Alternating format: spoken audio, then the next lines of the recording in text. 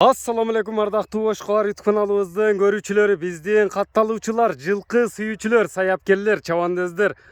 Амансыздарбы? Биз сиздерге ноокаттан салам айтабыз. Бүгүн 8 май 2022 жыл.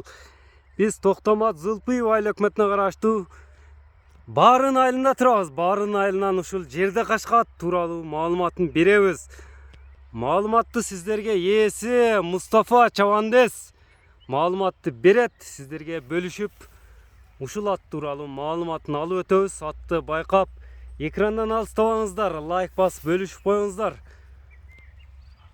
Акырына чейин көрүңүздөр туугандар, ат тууралуу болгон маалыматты сиздерге бөлүшүп өтөбүз. Мустафа, ассаламу алейкум. Assalamu alaikum. Иштериң жакшыбы? Болуптабы? Кандайсың? Assalamu alaikum. Саламат. Жакшы, өзүң иштер жакшыбы? Чакырган экенсиң, мына келип калдык Мустафа. Жакшы да.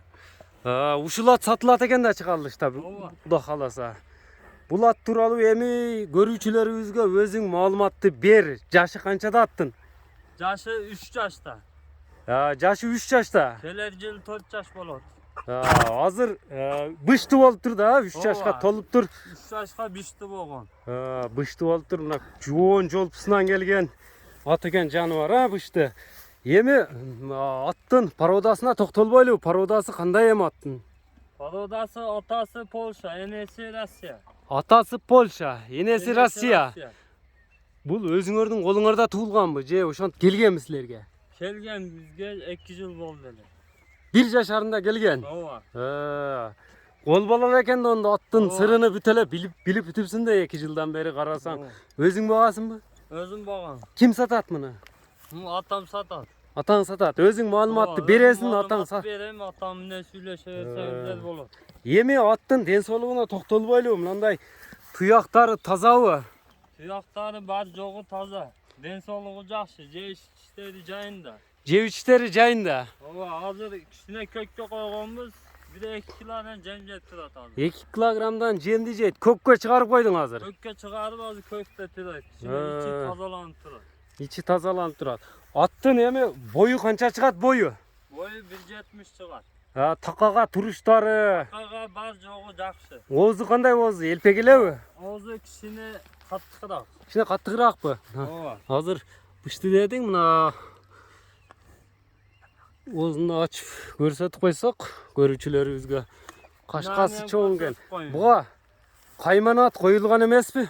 Жок, жаппа кашка деп койгон ата. Кандай? Жаппа кашка. Жаппа кашка? Ооба. Жаппа кашка. Ооба. Жаппа кашка деп кайманаты бар экен. Ошентип эркелетесиңер. Ооба. Жеп ичиштери анан Бар жогу жакшы. топторго салып койдук деп атасың. Кандай топторго салындым? Кандай улактарга апардыңар? Эшки улактарга салып көрдүм. Теке улактарга. Ооба. Эми эчки чаппаса керек, теке да, теке улактар. Теке улактарга салынган. Бияка бурчу мындай соруларында байкайлы аттын. Ат жеңил экен мындай чоң болгону менен. Биреки бурбайсың, поворотторун көрбөйлүбү эми улактарга салынса. Эми буга дагы тарбия бериш керекпи ошондо дагы? Алган адам өзүнө мастап тарбияны берип алат дагы. Атты ошондой бартыр бир кайтарып жеңилдигин дагы көрсөтүп кой көрүүчүлөрүбүзгө.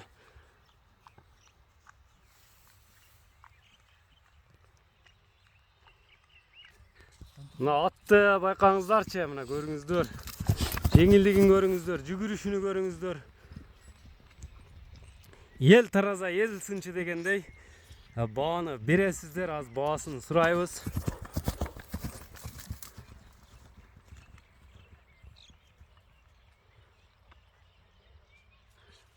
Болду эми көп чаппыз ысыкта. Токтотчу. Бу ат чабышыңда бу атты ким чабат? Улактарга өзүң барбай тыкшайсың. Улакка акам чабат. Акаң улакчы. Ооба. Аттын уруштары кандай эми кириштери топко? Кириштери жакшы. Кирип чыгышы, курчтугу курчпу? Курч. Наракка дагы бир буруп секин бастырчы мындай чатка аяктарында соруларын көрүңүздөр аттын. Бою 1,70 деп айтылды, акжал жерде кашка. Мустафа кайта бер, Чабандездин атасы сатат экен, өзү минип көрсөтүп атат. Şundap gelip toktat emi. Başı ayavay çoğun eken attın canavar. Ola baş çok. Yeme.